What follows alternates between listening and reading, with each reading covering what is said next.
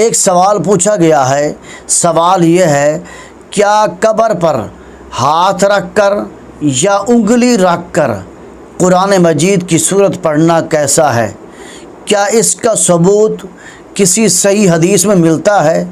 کیا اس کے بارے میں کسی فقیہ نے، کسی محدث نے بیان کیا ہے یا نہیں کیا؟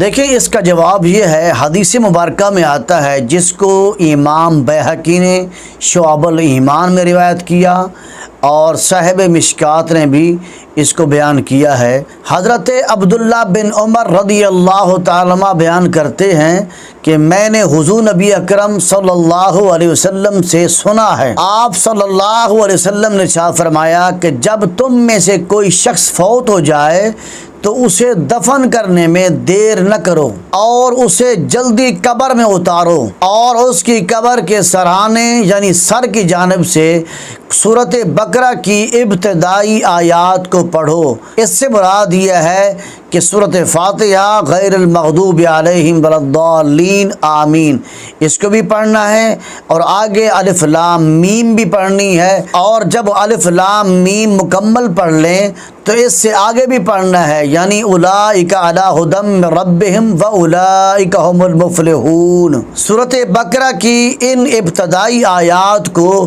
میت کی قبر کے سرانے پڑھنا ہے، اور آگے ارشاد فرمایا اور اس کے پاؤں کی جانب سورۃ بقرہ کی آخری آیات کو پڑھو۔